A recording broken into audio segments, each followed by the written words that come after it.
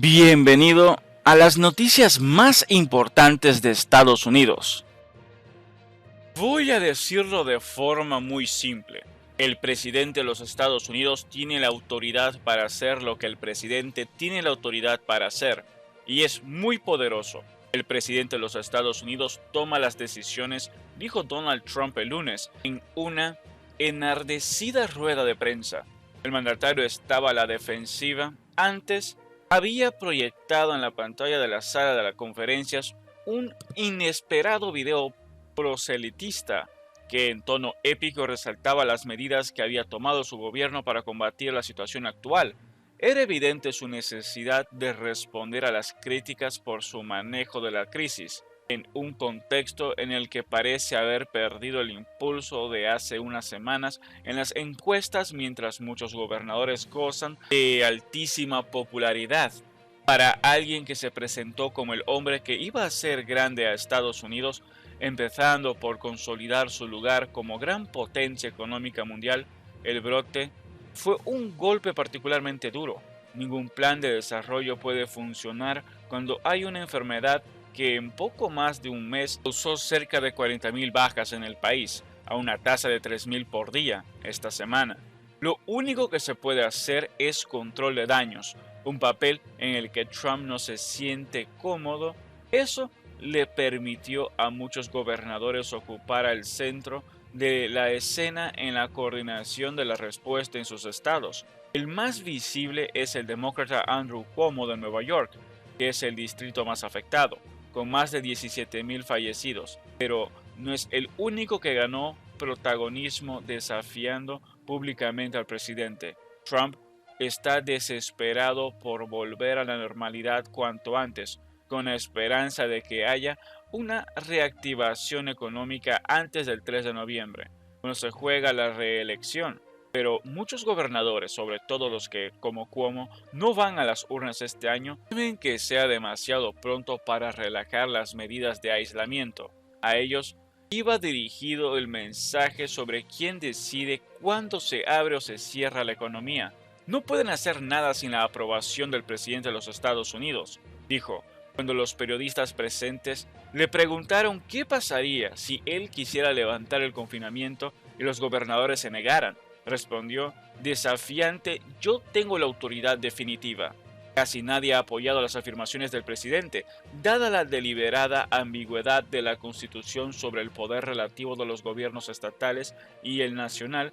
Es un poco inusual ver este grado de consenso en el artículo 6. La cláusula de supremacía declara que las leyes federales prevalecen sobre las estatales, pero la 10ª enmienda especifica que los estados son supremos, excepto en aquellas áreas muy específicas en las que la Constitución declara la supremacía nacional, dijo a Infobae John Donahoe, profesor de la Escuela de Gobierno John F. Kennedy de la Universidad de Harvard. A diferencia de lo que sucede en otros países presidencialistas, la Constitución estadounidense fija muchos límites al poder ejecutivo y establece un sistema muy federal en el que los estados tienen mucha autonomía.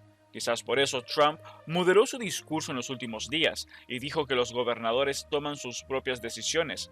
Pero la disputa está abierta y revela hasta qué punto la situación actual sacudió un escenario político que ya venía convulsionando. Para comprender cómo se ejerce la autoridad en Estados Unidos hay que remontarse al origen. El Imperio Británico no fundó una colonia en el norte del continente americano, sino muchas, que mantuvieron siempre una importante autonomía. La mayor fuente de su malestar con Londres era que pagaban impuestos pero no tenían representación en el Parlamento. El enojo se transformó en ansias revolucionarias cuando el rey George III respondió a los reclamos tratando de reducir el margen de autogobierno.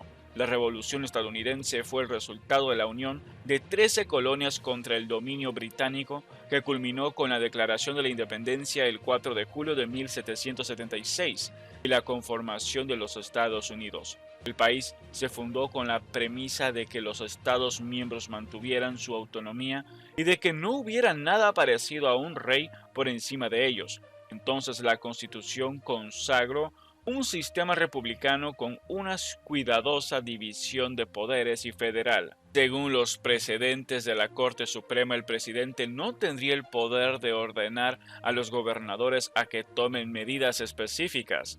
La 10ª enmienda establece que los poderes que la Constitución no delega en los Estados Unidos, ni prohíbe a los estados, se reservan a los estados respectivamente o al pueblo. La Corte ha interpretado esa disposición en el sentido de que prohíbe al gobierno federal ordenar a los estados que adopten medidas para promover su programa, explicó William Marshall, profesor de Derecho de la Universidad de Carolina del Norte en Chapel Hill, consultado por Infobae.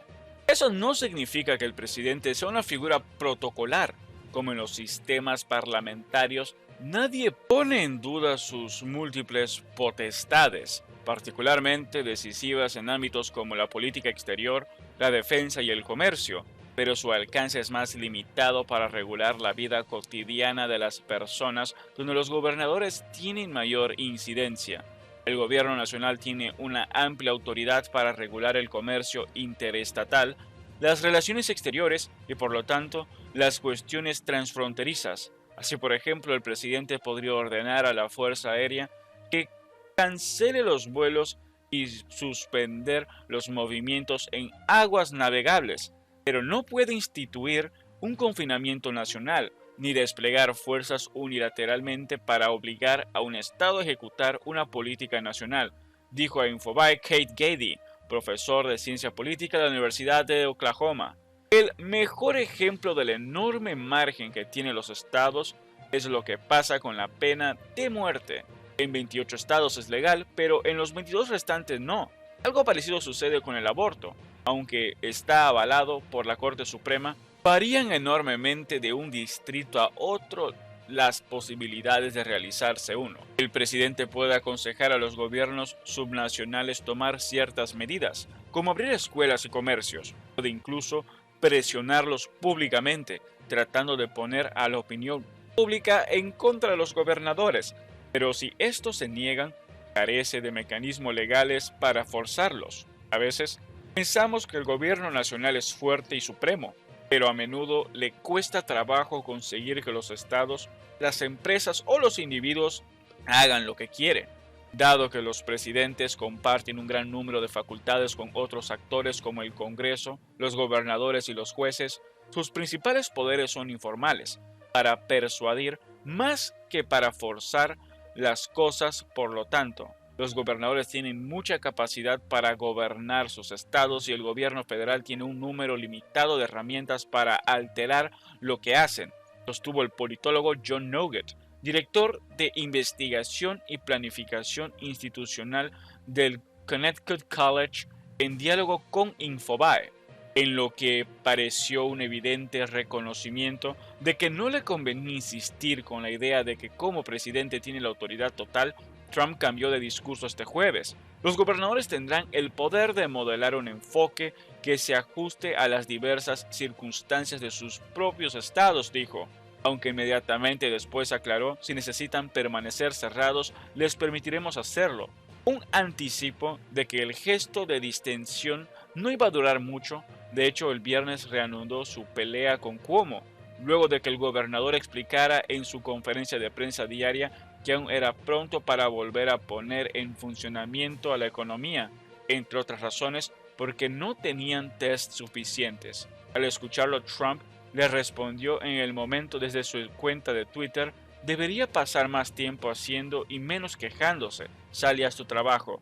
Deja de hablar. Nosotros construimos miles de camas de hospitales que tú no necesitabas o usaste. Dimos un gran número de respiradores que tú deberías haber tenido. Y te ayudamos con las pruebas que tú deberías estar haciendo, escribió el presidente. ¿Qué busca el presidente con esto?, se preguntó Donahue. Su objetivo es el posicionamiento político, básicamente hacer responsables a los gobernadores de todas las malas noticias y quedar él como responsable de las buenas. Dudo que tenga éxito, más allá de los partidarios acérrimos que estarán con él pese lo que pase. En medio de la peor crisis de la historia reciente de Nueva York, Cuomo está en el mejor momento de su carrera política. El 87% de los neoyorquinos aprueba su gestión de la situación actual, según una encuesta de Siena College. Solo el 41% respalda la respuesta de Trump, así que es lógico que esté inquieto y que busque confrontar con él. Es cierto que Nueva York es un estado demócrata, pero a nivel nacional la popularidad del mandatario bajó en las últimas semanas. Del récord de 47% que había alcanzado al comienzo del brote cayó a 45%. De acuerdo con el promedio de Real Clear Politics, el problema no es solo con Cuomo. Las relaciones con casi todos los gobernadores fueron siempre muy malas, especialmente con los demócratas. Lo ideal sería que los gobernadores y el presidente trabajaran conjuntamente para resolver problemas como la compra y distribución de equipos médicos y kits de prueba, pero a Trump generalmente no le gusta cooperar y llevarse bien con los demás y escuchar y aprender de ellos. Quiere dominar a otras personas. Este es un mal enfoque para resolver los problemas sociales. Hemos visto que es muy difícil para él llevarse bien con los gobernadores demócratas. Simplemente no le gusta compartir el crédito con nadie, dijo Nugent. Uno de los enfrentamientos más ásperos lo tiene con Gretchen Whitmer, que gobierna Michigan y suena como posible candidata a vicepresidente de Joe Biden. Desde el comienzo fue una de las más críticas con la falta de acción de Trump. Ahora fue blanco de una protesta apoyada por el presidente que tuiteó liberar a Michigan. Algunos de los manifestantes se subieron a las escalinatas del Capitolio portando armas largas y carteles contra el confinamiento que rigen el estado. Es cierto que Trump puede tener algún poder informal y no informal para influir en el comportamiento de la gente, continuó Nugent. Si da un discurso y dice que le parece bien abrir negocios y empezar a reunirse en grupos y socializar, algunas personas le creerán y dejarán de distanciarse socialmente. Así que si dice ese tipo de cosas podría tener poder retórico, aunque no tenga base legal. También hay gobernadores republicanos que tuvieron cruces con el presidente. Uno de ellos es Larry Hogan, de Maryland, que también dictó un estricto aislamiento social y cuestionó que los mensajes de Trump estuvieran en contra de las recomendaciones de los epidemiólogos. Los gobernadores tendrán la decisión final sobre qué hacer con sus estados, dijo el lunes en una entrevista, respondiendo a las declaraciones de Trump. Todo indica que estos enfrentamientos se agravarán en los próximos meses, sobre todo a medida que se agravan los efectos de la crisis económica y la campaña electoral empiece a levantar temperatura.